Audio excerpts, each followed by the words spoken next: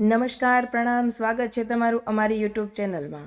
મિત્રો, આજે હું તમને એક એવા લાલચુ દીકરા અને વહુની વાત કરીશ જે પોતાની જ માતા સાથે એવું કરે છે તે જાણીને તમે પણ હેરાન રહી જશો। તો મિત્રો, આપણી આજની આ કહાની એક પારિવારિક કહાની છે, તેમજ ખૂબ જ સમજવાલાયક અને વિચારવાલાયક કહાની બનવાની છે। તો તમને વિનંતી છે કે આ કહાનીને અંત સુધી ધ્યાનથી સાંભળજો, તો જ તમને આ કહાનીમાં રહેલું રહસ્ય સમજાશે। અને જો આ કહાની તમને પસંદ આવે તો વિડીયોને લાઈક કરી અને બની શકે તો તમારા સંબંધી તેમજ તમારા મિત્રો સાથે શેર કરજો। અને જો તમે આવી જ કહાની સાંભળવા માંગતા હોય અને આ ચેનલને સબસ્ક્રાઈબ ના કરી હોય તો અત્યારે જ આ ચેનલને સબસ્ક્રાઈબ કરી લેજો અને બાજુમાં આપેલા બેલ આઇકોનને દબાવી અને એને ઓન કરી દેજો, જેથી અમારા અવારનવાર નવા વિડીયોની માહિતી તમારા સુધી સૌથી પહેલાં પહોંચે। તો મિત્રો, તમારો વધુ સમય ન લેતા ચાલો જાણીએ કે લાલચુ દીકરા અને વહુ તેની માતા સાથે કેવો વ્યવહાર કરી રહ્યા છે। આજે જ્યારે રળિયાતબા તેમની 10x7ની નાનકડી ઓરડીમાં પ્રવેશ્યા ત્યારે તેમણે એક મણનો નિસાસો નાખ્યો। ઓરડીમાં અંદર જઈને તેમણે જોયું તો એક નાનકડી બારી હતી। એક ખૂણામાં જૂનો ખાટલો અને તેની ઉપર ગાંઠોવાળું ગાડલું પડેલું હતું, અને બીજા ખૂણામાં બનાવેલી નાની અમથી ચોકડી અને તેની આડસ પર મૂકેલું એક જૂનું માટલું અને એક કાંઠા તૂટેલો લોટો પડેલો હતો, અને એક બાજુની દિવાલે લાકડામાંથી બનાવેલા ગોખલામાં મૂકેલા થોડા ધાર્મિક પુસ્તકો, અને ખાટલાની બીજી બાજુની દિવાલે પોતાના જૂના અને યુવાનીના દિવસોની યાદ અપાવતો એક લાકડાનો પટારો અને તેના એક દરવાજા ઉપર લગાવેલો તૂટેલો અરીસો એ ઓરડીની જાહો જલાલી ગણો તો બસ આટલી જ હતી। આ નાનકડી ઓરડીની બહાર એક મોટું ફળિયું અને તેના બીજા છેડે ખરી જાહો જલાલી સાચવીને બેઠેલું 1-2 માળનું મકાન હતું। રળિયાતબાએ અને તેમના પતિએ તેમની યુવાનીમાં ટાઢ કે તડકો જોયા વિના રાત દિવસ મહેનત કરી અને મોટું મકાન બનાવ્યું હતું। આજે એ મકાનમાં પગ મૂકવાની પણ રળિયાતબાને મનાઈ હતી। એનું મુખ્ય કારણ હતું તેમની લાલચી વહુ, જેમણે તેમના દીકરાને એની મોહજાળમાં એવો ફસાવ્યો હતો કે જેના કારણે આજે રળિયાતબાને આ માલ ઢોર બાંધવાની ઓરડીમાં રહેવાના દિવસો આવ્યા હતા। આજે એ એમના વિતાવેલા દિવસોને યાદ કરી કરીને નિસાસા નાખી રહ્યા હતા અને પોતાનો જીવ બાળી રહ્યા હતા। આજે તો બપોરના 4 વાગી ગયા હોવા છતાં કોઈ તેમને જમવા માટે કશું આપવા આવ્યું ન હતું। તે ભૂખથી પીડાતા હતા ત્યારે તેમણે વિચાર્યું કે થોડું પાણી પી લઉં તો મારા પેટમાં થોડી ટાઢક થશે। એમણે ઊભા થઈને એ માટલામાંથી પાણીનો લોટો ભર્યો અને પાણી પીધું, પરંતુ તે ઈચ્છતા હતા તેવી કોઈ ટાઢક તેમના શરીરમાં થઈ નહીં। અને પછી તેણે સૂવાની કોશિશ કરી, પરંતુ ભૂખ્યા તેમને નીંદર પણ આવતી ન હતી, અને બીજી બાજુ એ પતરાવાળી ઓરડીમાં તપારો પણ તેને મૂંઝવતો હતો। આજે જ્યારે રળિયાતબા મંદિરેથી ઘરે પાછા આવવા નીકળ્યા ત્યારે મંદિરના પૂજારી બોલ્યા હતા કે બા, હવે તો બપોરનું ટાણું કરવાનો વખત થયો અને આ સૂરજ પણ માથે ચડી એ પહેલાં ઘરે પહોંચી જાઓ। એની વાત સાચી હતી, સૂરજ તો માથે ચડી આવેલો જ, પરંતુ પહેલી બપોરના ટાણાવાળી વાત ક્યારેય સાચી પડે એવું કંઈ નક્કી નહીં। અંદરથી સુધા વહુનો હુકમ થશે ત્યારે જ સોમો થાળી લઈને આવશે। રળિયાતબાના આવા કપરા દિવસો આવશે તેવી તો એકાદ વર્ષ પહેલાં તેમને પણ ક્યાં ખબર હતી। હાથમાં કોઈ ધાર્મિક ચોપડી લઈને તે ખાટલામાં બેઠા, પણ આજે એમનું મન ઘણું વિહવળ હતું। ચોપડી ખુલ્લી હતી પણ એમાં તેમનો જીવ ચોંટતો ન હતો। આજે પણ ફરી પાછા એ પોતાનો જીવનનું પુસ્તક જ મનોમન ખોલીને બેઠા હતા અને વિચારી રહ્યા હતા કે તેમના પતિ વજેચંદ ખૂબ જ મહેનતુ હતા। આખો દિવસ તે ખેતર જ રહેતા, પણ ઘર અને તેની પાછળના વાડામાં ઉગાડેલી શાકભાજીનું ધ્યાન રળિયાતબા રાખતા। કુટુંબ વ્યવહારમાં તો તેઓ જેટલા કુશળ હતા એટલી જ કુશળતા અને વ્યવસ્થિતતા તેના આ 2 માળના મકાનના ખૂણે ખૂણે પણ દેખાતી હતી। તેઓ તેમના બાપ દાદાની જમીનને લીલીછમ જ રાખતા। વજેચંદના ઘરમાં પારણું નહોતું બંધાયું, એ જ એક ખોટ હતી। બાધા આખડીઓ કરીને થાકેલા વજેચંદે પોતાના ભત્રીજા કરશનને હાથ લાકડી તરીકે પોતાના ઘેરે જ ઉછેર્યો હતો। કરશન અને વજેચંદની જેમ મહેનતુ હતો। ઘરના નાના મોટા બધા જ કામમાં તે પારીધો થઈ ગયેલો। મેટ્રિકની પરીક્ષા પાસ કરીને તે પોતાના ખેતરમાં જ તેના પિતા વજેચંદ સાથે કામ કરવા જોડાઈ ગયેલો. 5મા ધોરણથી કરશનને રળિયાતબાએ ઉછેર્યો હતો. કરશન જ્યારથી તેમના ઘરમાં આવ્યો એ પછી રળિયાતબા પણ પોતાને ઘેર પારણું નથી બંધાયું એ વાતને લઈને દુઃખી નહોતા. હવે કરશનને પરણાવ્યો અને સુધા જેવી વહુ ઘરમાં આવી ત્યાં સુધી તો ઘરમાં બધું જ થાળે પડેલું હતું. પરંતુ વજેચંદના નસીબમાં પુત્રવધુનું સુખ ન હતું. તેથી કરશનને પરણાવ્યો તેના 4 મહિનામાં જ તેઓ આ દુનિયાને છોડીને ચાલ્યા ગયા હતા. આજે એ વાતને લગભગ 5 વર્ષ થઈ ગયા હતા અને રળિયાતબા પોતાના કામગરા સ્વભાવને કારણે વજેચંદની કમીને પચાવી શક્યા હતા. સુધા મેટ્રિક પાસ થયેલી હતી પરંતુ કામકાજમાં તે બિલકુલ પારીધી ન હતી. પરંતુ રળિયાતબાના હાથ નીચે તે બરાબર ટેવાઈ ગયેલી.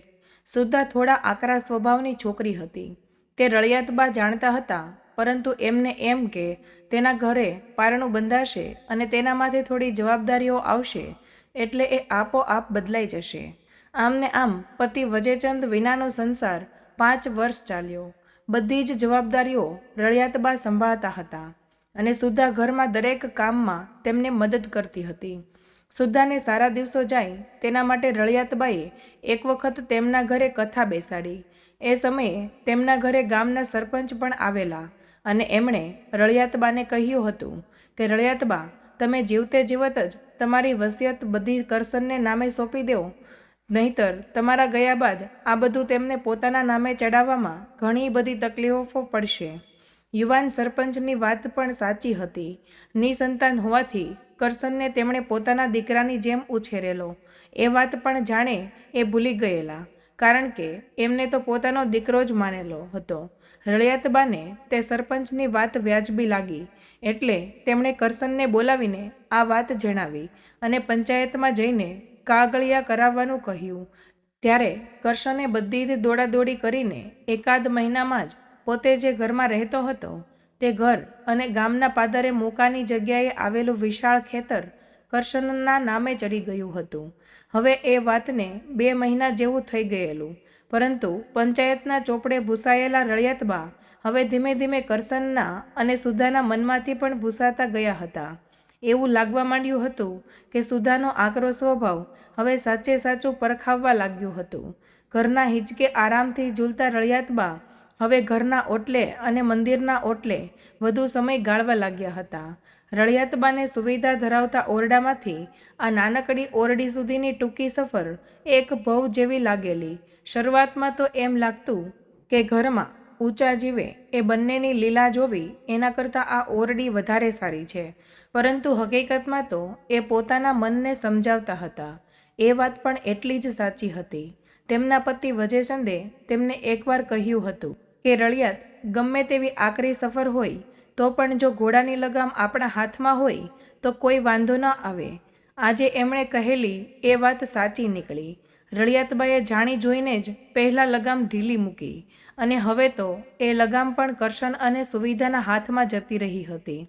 પાછલી જિંદગીમાં આવી આકરી સફર માંડવાની હશે એવી તો 1 વર્ષ પહેલાં આ રળિયાતબાને ક્યાં ખબર હતી.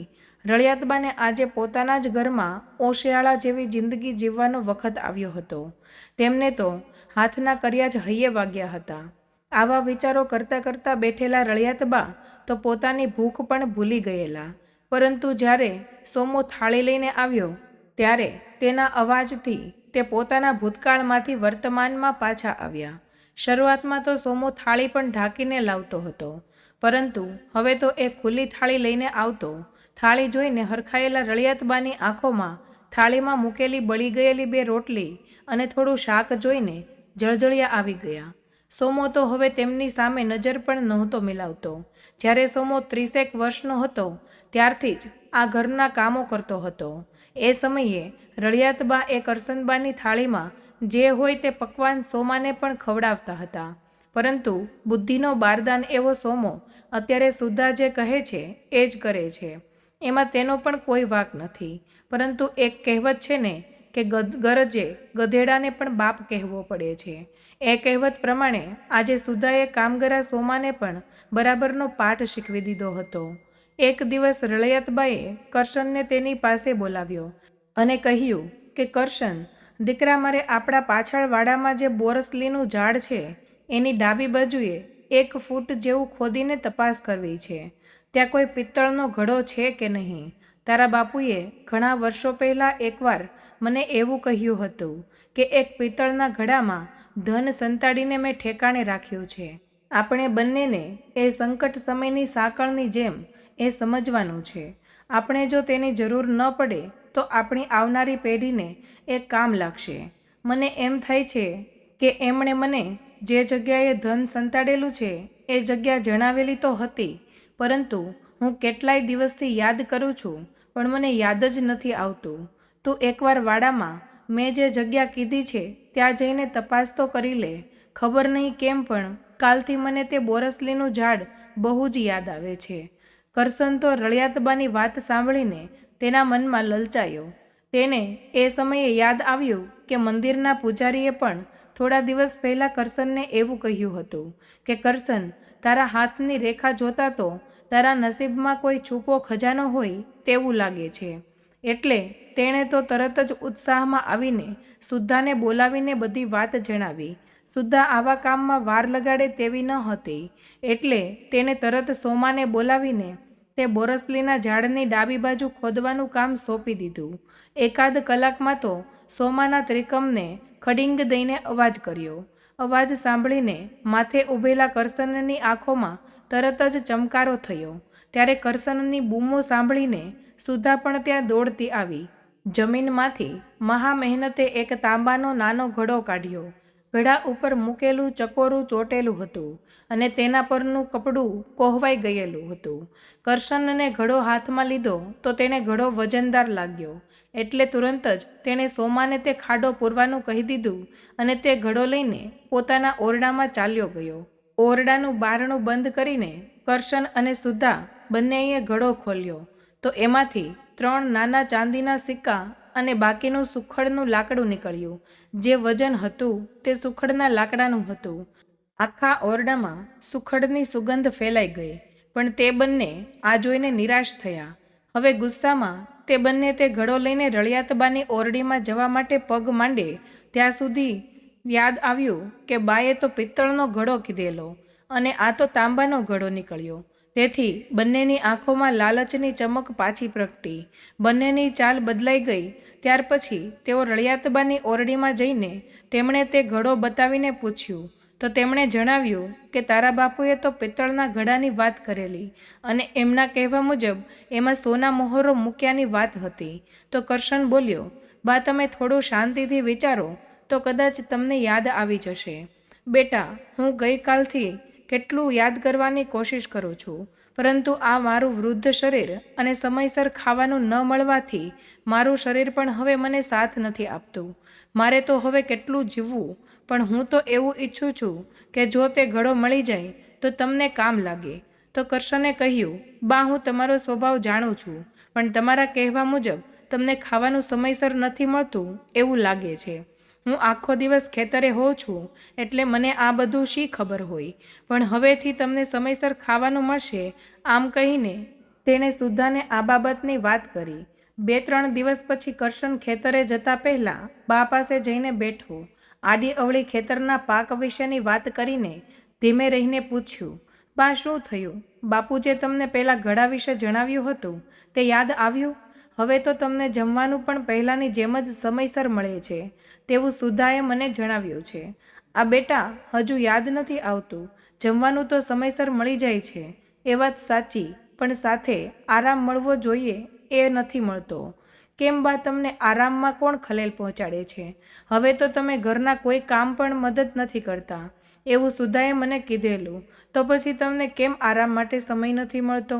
ના, એવું નથી દીકરા, આરામ માટે તો મારી પાસે પૂરતો સમય છે, પરંતુ બેટા આ ગાંઠોવાળું ગાડલું મને ક્યાં ઊંઘવાય નથી દેતું. કાલે જ રાત્રે માંડ ઊંઘ આવી અને કેટલાય સમય બાદ સપનામાં તારા બાપુ દેખાયા, પણ હું એમને આ ઘડાવાળી વાત પૂછું તે પહેલાં તો આ ગાડલાના માકડે મારી ઊંઘ ઉડાડી દીધી. કરશને સુધાને વાત કરીને બાની ઓરડીમાં એક સારામાં સારું ગાડલાની વ્યવસ્થા કરી.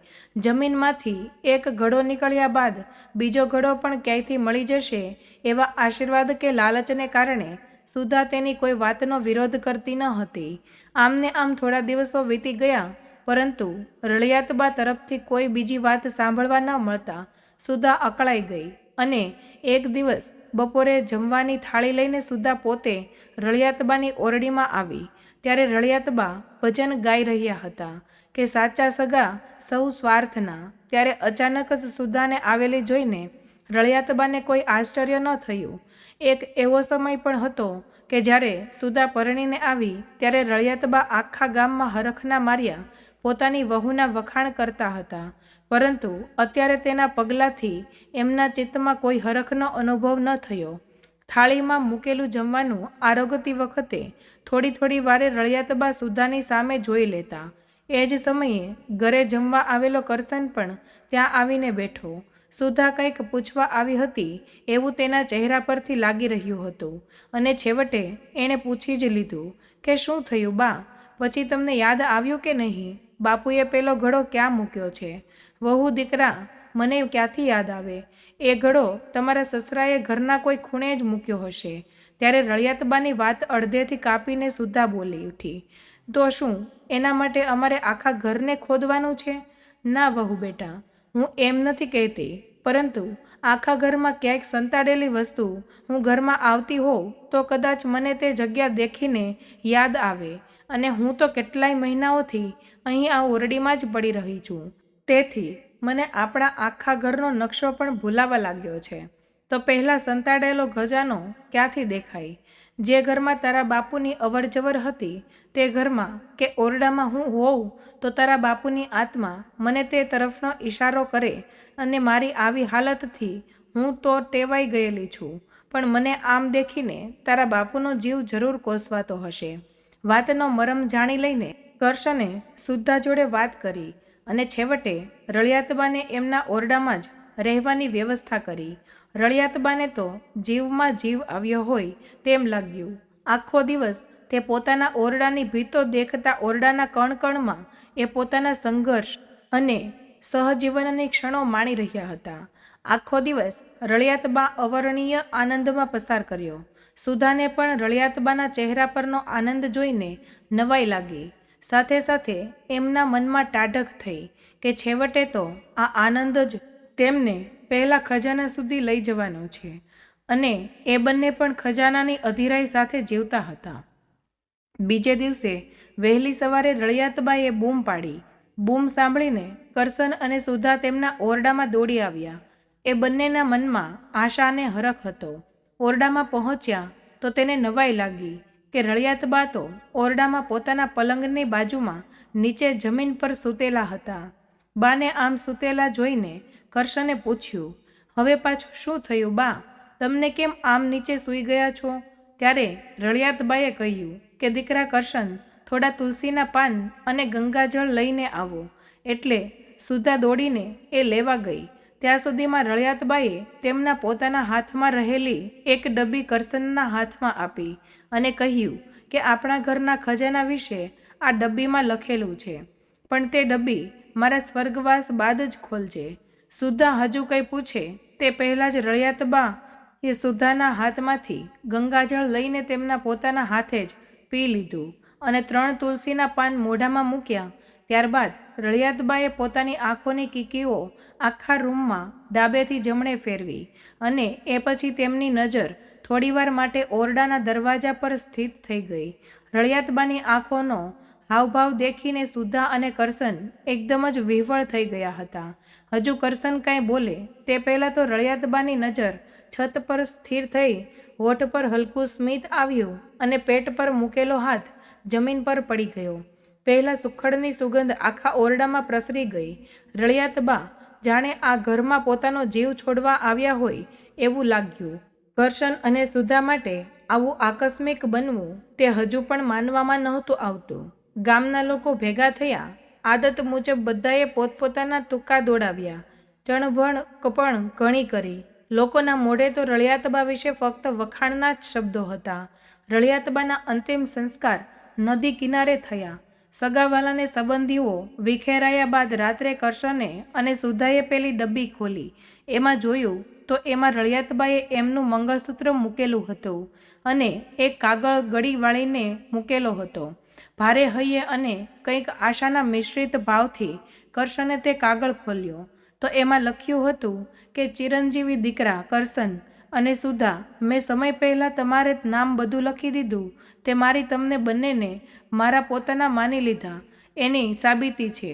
પરંતુ તે બાદ તમે મારી સાથે જે વર્તન કર્યું છે એ કોઈપણ રીતે ક્ષમાને યોગ્ય નથી. પરંતુ એક મા હોવાના નાતે તે બધું જ માફ કરી દઉં છું. તમારે ઘરે જ્યારે પારણું બંધાશે ત્યારે જ તમને તેની કિંમત સમજાશે તે હું માનું છું અને તે માટે પણ મારા આશીર્વાદ છે. ખજાનાનો મોહ તો તમને લગાડવાનું કારણ ફક્ત એક જ હતું કે મારો જીવ એ જ જગ્યાએ જાય જ્યાં તમારા બાપુએ છેલ્લા શ્વાસ લીધા હતા. અને દીકરા, આ ઘર અને જમીન તે તમારા માટે એક ખજાનો જ છે તેમ માનજો. ઘણા સંઘર્ષ કરીને તમારા બાપુએ આ મિલકત ઊભી કરી છે. તેનું જતન કરશો તો એ કોઈ ખજાનાથી ઓછું નથી.